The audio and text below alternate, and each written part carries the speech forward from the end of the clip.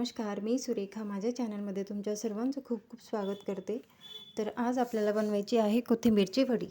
तर त्यासाठी काय साहित्य लागतं ते बघणार आहोत। तर मी घेतली आहे पांढरी तीळ, लसूण, तांदूळाचं पीठ, चटणी, हळद, जिरं आणि ओवा, डाळीचं पीठ आणि हिरवी मिरची। तर अशा प्रकारे साहित्य घेतले। त्यानंतर परत घेतले मीठ, लिंबू, तेल, हिंग आणि कोथिंबीर। तर ही कोथिंबीर मी स्वच्छ धुवून कापून घेतलेली आहे। तर साधारण ही कोथिंबीर 200 ग्राम आहे। तर सगळ्यात आधी आपण टाकणार आहोत एका बाउलमध्ये डाळीचं पीठ, त्यानंतर पाव वाटी तांदूळाचं पीठ। ज्या वाटीने मी तांदूळाचं पीठ घेतलं आहे ना, त्याच वाटीने मी 1.5 वाटी डाळीचं पीठ घेतलेलं आहे। आता आपण याच्यात टाकणार आहोत ओवा। ओवा आपल्याला क्रश करून टाकायचे आहेत।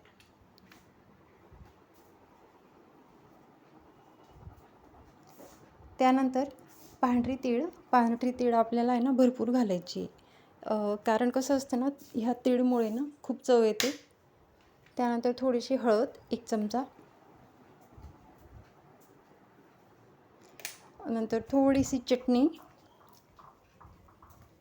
चटणी आपल्याला नॉर्मल टाकायची आहे, जास्त नाही। तुमच्या आवडीनुसार तुम्हाला तिखट आवडत असेल तर तुम्ही अजून टाकू शकता।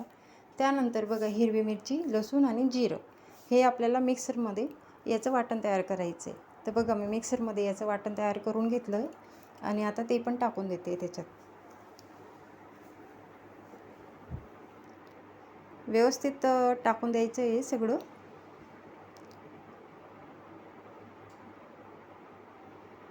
तर आता आपल्याला याच्यात टाकायचं आहे थोडंसं तेल, चवीनुसार मीठ आणि आता हिंग, थोडंसं हिंग, चिमूटभर, आणि लिंबूसाठी मी गाळणी वापरलेली आहे, बी नको पडायला त्याच्यामुळे। त्यानंतर कापलेली ही जी कोथिंबीर आहे ती टाकून द्यायची। त्यानंतर आता आपल्याला हे जे सारण आहे मिश्रण आहे हे एकत्र करायचं आहे, एकत्र एकजीव करून घ्यायचं आहे। म्हणजे आपण जे पण मटेरियल टाकलं आहे त्याच्यामध्ये ते सगळं एकजीव होऊन जाईल। मीठ, चटणी वगैरे जे असेल ते जे साहित्य तुम्ही बघितलं। त्यानंतर थोडं थोडं पाण्याने आपल्याला असा जास्त घट्ट नाही आणि जास्त पातळ पण नाही, म्हणजे आपण कांदा भजी करतो ना तशा प्रकारे आपल्याला पातळसा असा गोळा तयार करायचा आहे त्याचा। कांदा भजी पण नाही म्हणत मी, भज्यांचंच म्हणते। घट्ट म्हणजे असा पातळ गोळा तयार करायचा आहे, बघा दिसत असेल तुम्हाला। आणि त्यानंतर आता आपल्याला गॅस ऑन केला मी, त्याच्यावरती कढई ठेवली आणि पाणी टाकते। पाणी गरम करून घेऊया आता आपण। तर आता आपल्याला यांना वाफून घ्यायचे आहेत। तर पाणी गरम होण्यासाठी मी झाकण ठेवून दिलं। त्यानंतर गाळणीला मी तेल लावून घेतलं। नंतर आपलं जे पाणी आहे ते गरम झालेलं आहे। त्यानंतर आता आपल्याला याच्यावरती गाळणी ठेवायची आहे, स्टीलची गाळणी। तर बघा आता हे जे पीठ आहे आपण तयार केलेलं, तर त्याला आहे ना पाण्याचा हात लावायचा आहे, नाहीतर मग ते हाताला चिटकतं। दोघं हात ओले करून घ्यायचे व्यवस्थित पाण्याने आणि असं पाण्याचा हात लावून असे छोटे छोटे गोळे तयार करून या गाळणीवरती आपल्याला ठेवून द्यायचे आहेत। तर बघा अशा प्रकारे आपल्याला हे गोळे मस्त ठेवून द्यायचे आहेत आणि मस्त वाफ काढून घ्यायची।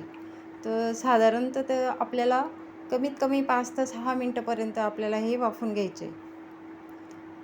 तर अशा प्रकारे मी सगळे जे वड्या आहेत त्या मी वाफायला ठेवून दिलेल्या आहेत। तर तुम्हाला जर माझा व्हिडिओ आवडत असेल तर प्लीज प्लीज प्लीज व्हिडिओला लाईक करा, शेअर करा, चॅनलला सबस्क्राईब करा, ज्यामुळे तुम्हाला अजून नवनवीन व्हिडिओ तुम्हाला बघायला भेटतील।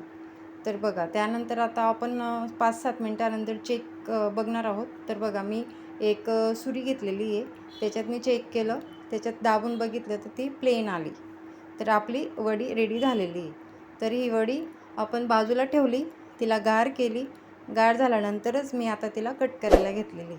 तर बघा पूर्ण थंडगार झाली, त्याच्यानंतर मी कट करते। कारण वडी जर तुम्ही गरम गरम कट करणार तर मग ती असं म्हणजे तुटेल, अशी प्लेन व्यवस्थित कट नाही होणार। तर त्यामुळे तिला पूर्ण गार होऊ द्यायची.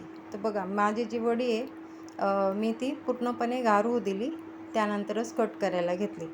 तर बघा अशा प्रकारे छोटे छोटे आपल्याला हे त्याचे वडींच्या आकाराचे गोल गोल हे कट करून घ्यायचे आहेत. तर बघा मी हे कट करून घेते. अशा प्रकारे आपल्याला जे पण आपले जेवढ्या वड्या आहेत ते आपल्याला कट करून घ्यायचे आहेत. बघा मी कट करून घेतले. आता कढईत मी आधीच तेल गरम करायला ठेवून दिलेलं होतं. तर मग आता आपलं जे तेल आहे ते ऑलमोस्ट गरम झालेलं आहे. तर आता आपण याच्यात मस्त म्हणजे लो आणि मीडियम, म्हणजे जास्त लो पण नाही आणि जास्त हाय पण नाही, असं मीडियम गॅसवरती आपल्याला ह्या वड्या तळून घ्यायच्या आहेत. तर बघा अशा प्रकारे मस्त अशा गोल्डन ब्राऊन कलरच्या होईस्तोपर्यंत मस्त तळायच्या त्यांना. आणि मस्त छानपैकी टमाट्याची चटणीसोबत, हिरवी चटणीसोबत किंवा मस्त 1 कप चहासोबत पण तुम्ही एकदम एन्जॉय करून खाऊ शकता. खूप भारी लागते, खूप सुंदर लागतात ह्या वड्या. वाव, आमच्या घरी सगळ्यांना आवडतात, त्याच्यामुळे मी करत असते मध्ये मध्ये. आणि आता कसं आहे ना, आता पावसाळा संपला की आता हिवाळा लागेल, मग कोथिंबीर पण स्वस्त होईल, त्याच्यामुळे खूप छान लागतात त्या. तर बघा आपल्या झाल्या आहेत वड्या करून.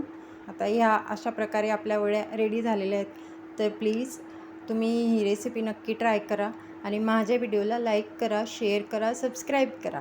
सो माझा व्हिडिओ बघितल्याबद्दल तुमच्या सगळ्यांचे मनापासून धन्यवाद.